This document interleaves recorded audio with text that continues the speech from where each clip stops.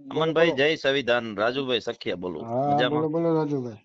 આપની મજા મજા. પત્રિકા વાંચી મને અંદરથી એટલો આનંદ થયો કે આ હમ આ વસ્તુ સમાજના દરેક વ્યક્તિ સમજશે ને તો હમ. 100% આપને ન્યાય મળશે. પણ શું થાય હવે આવું થયું એટલે અમારે તો થાય એટલી તો મદદ અમે કરી. હમ ના, તમારો સંદેશ બહુ સારો છે. હમ અને હમણાં મારે છે ને નવજીવન ન્યૂઝ મારો રિપોર્ટ કરે છે ને એમાં હું આ ઉલ્લેખ કરીશ જ 100% કે ભાઈ અમનભાઈ ગોહિલે પોતાના સાહિત્યની પત્રિકામાં લખેલું છે, સમાજને શુભ સંદેશ આપેલો છે. તમે જોઈ લ્યો, વાંચો, હમ. સમજો અને એમાં તર્ક સાથે આગળ વધો. જો હા તમને સત્ય લાગે ને સાચું લાગે તો જુનાગઢની 4 તારીખની બેઠક જે છે સમાજની, ત્યાં હાજરી આપો. ના ના બરાબર છે. બરાબર ને? હા એટલે ભવિષ્યમાં હમ. તમારી સમાજને બહુ ભોગવવાનું આવશે. હા, મેં જોયું તમારું હમ જે રાઇટિંગ છે કરેલું, ઈ મને મેં આખી પ્રિન્ટ કઢાવીને મારા ટેબલ ઉપર રાખી. હમ.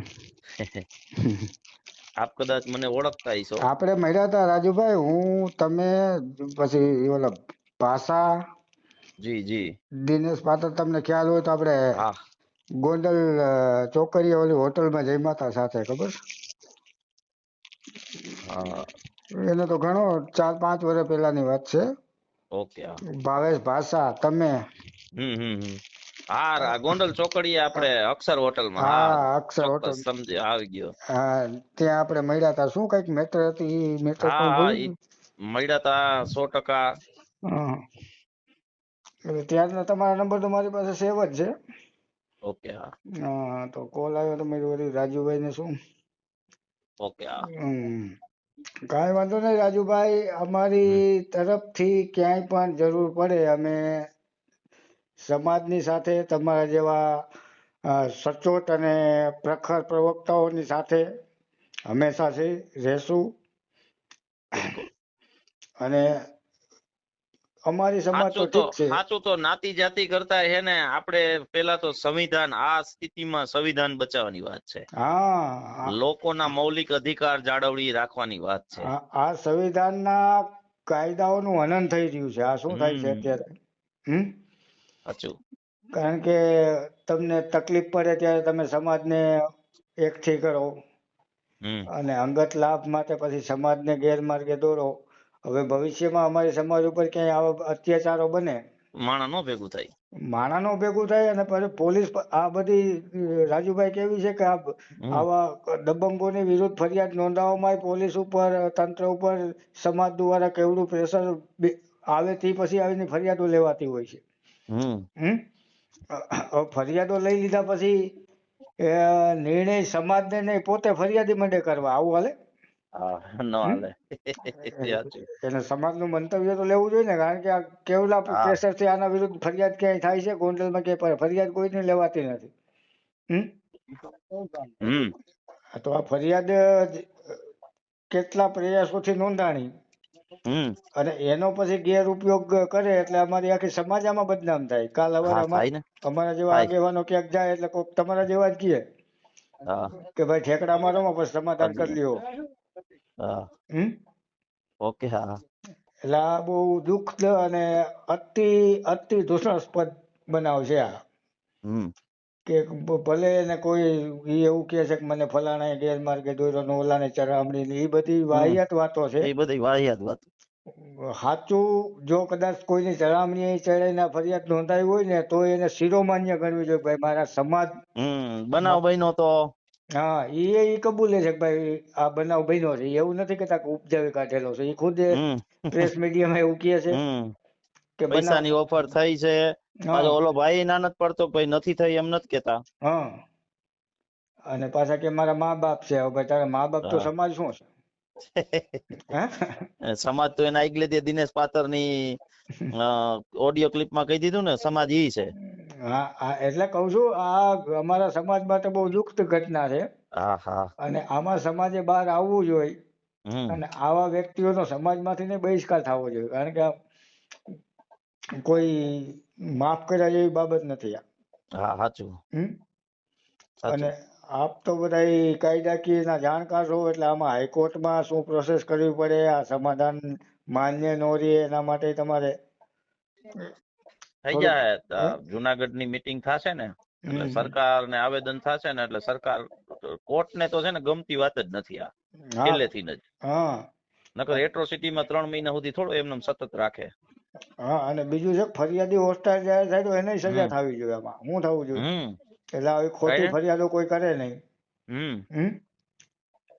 સાચું.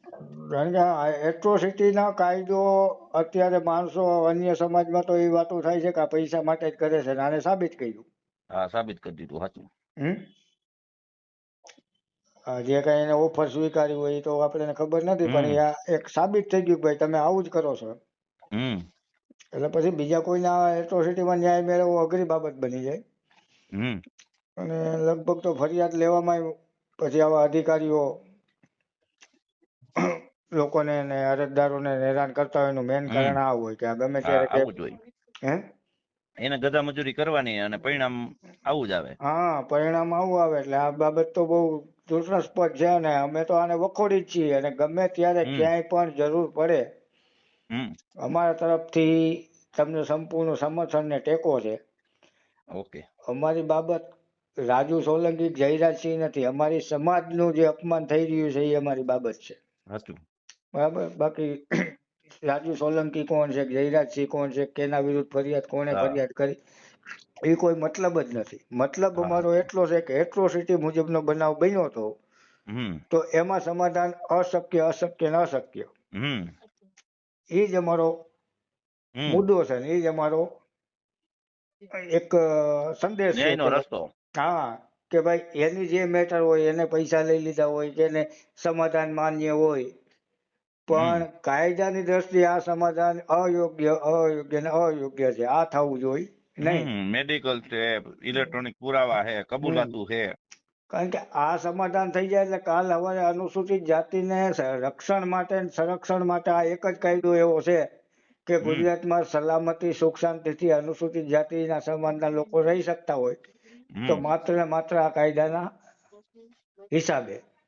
જો હમ આ કાયદો આવી રીતે બૂઠો થઈ જાય હમ એટલે આ અમારી સમાજને ભવિષ્યમાં બહુ અતિશય ભોગવવાનું હાય. થાય એમ છે. એટલે અમારી માંગ એક જ છે કે ભાઈ આ હાઈકોર્ટમાં આ સમાધાન માન્ય ન રહે, હા. અને ફરિયાદી હોસ્ટાઇલ જાહેર થયેલા હોય તો એના વિરુદ્ધ કાયદાકીય પગલાં લેવાય, હમ અને એને આમાં આરોપી જ ગણી લેવાય.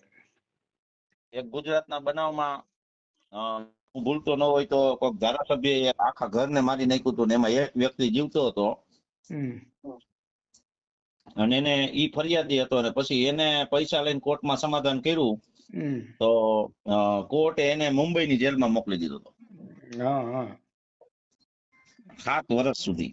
હા, એટલે ન્યાયપાલિકામાં તો તમે દેર છે પણ અંધેર નથી. પણ હમ કહેવાનો મતલબ એ છે કે એને વળગી જવું એ મહત્વનું છે. હમ હમ સાચું. કારણ કે પછી આવી ઘટનાઓ ઘટે ને પછી જો સમાજ ચૂપ રહીએ, તમારા જેવા કાયદાના જાણકારો ચૂપ રહીએ, હમ તો આ તો એક અત્યાચારના સહન કરતામાં આપણે ગણાય જાય. હા, હમ મૌન રહેવું એ ગુનો છે જાણકાર હોવા છતાં. હા, ગુનો છે ને. અને બીજું એ કે તમે અત્યાચાર સહન કરો કે અત્યાચારના કરો બે સહન કર, સમાન છે. હા, બે સમાન છે. એટલે આમાં તો 100% અવાજ ઉઠાવવો જ જોઈએ. હમ તમારા જેવે કાયદાના જાણકારોએ અવાજ ઉઠાવવો જોઈએ, સામાજિક સંસ્થાઓએ ઉઠાવવો જોઈએ, હમ અને દરેક ન્યાય પ્રક્રિયામાં માનનારા વ્યક્તિએ આગળ આવવું જોઈએ બિલકુલ. આ બાબતમાં. મારું તો એવું માનવું છે.